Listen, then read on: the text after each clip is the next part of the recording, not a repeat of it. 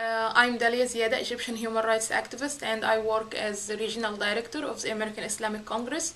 My work is based in Cairo, Egypt, where the revolution has happened recently, and we work on promoting human rights, liberal values, and the freedoms and women's rights in the Muslim world in general.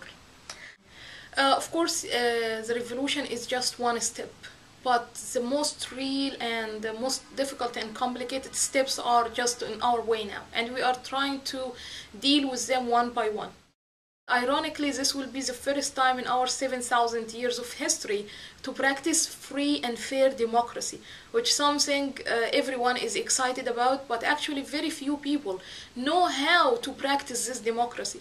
But the rest, although they are very excited, very willing to participate, they don't know really how to do that. So what we are doing now is, and again it's was generously launched by the help of the UUSC, is simply to reach out to more people and try to educate them through a new campaign that's called Fahem Haqi, or I Know My Rights, to reach to as many people from the grassroots level, in particular rural areas, poor areas, educate them about their rights, teach them what they would expect on the way, for example, from their home to the election polls, what they would see, how they should not be abused if someone, for example, asked for their ID to make forgery or so.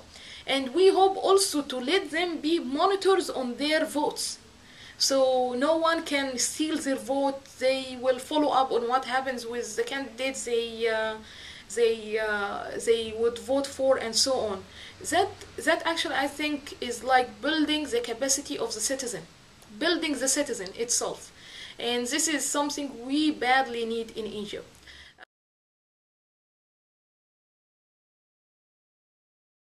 I'm so proud to say that our little comic book about Martin Luther King and the Montgomery story, which we have cooperated with UUSC a couple of years ago to translate into Arabic and publish all over the Middle East and distribute all over the Middle East, has been credited now for being the reason for inspiring as many young people all over the region about adopting nonviolent actions and techniques in their work. This book was first, or the original version of the book was first made in 1950s by Martin Luther King himself and his group, and it was used to promote for the campaign all over the US. Since then, I felt like this man and his values should be transferred to my peers in the Middle East. So the best way to do that, and as I'm basically a translator as well, was to translate what he was saying into Arabic. Of course, we had so many difficulties to have the book published. It was not an easy task at all. The police or the state security forces tried to block us many times, prevent us from publishing it, and I had to sit with them and negotiate with them on the importance of having it published. And it seemed like they also got inspired by the values of Martin Luther King and his amazing story about not using violence in what they are doing, and with actually the simple and beautiful illustrations of the comic book. So they, even after being against us, the police officer who was against me helped me have it printed. And even he asked for copies for his children after it being printed.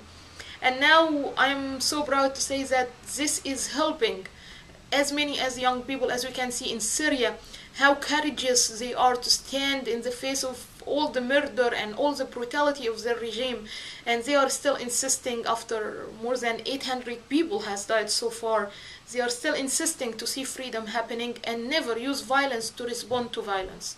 The best thing about actually our cooperation between AIC and UUSC is that most of the staff here and there believe in creativity, that projects should not be just done as projects, but in a creative way. For example, when we wanted to speak about nonviolent action, we made a comic book. When we wanted to speak about youth entrepreneurship in the Middle East, we made a conference that built the capacity of these youth in Morocco in 2009. And we didn't end up our relationship with the people at that conference, but we asked them to go back to their countries, make their own projects, and some of them proved to be very, very successful.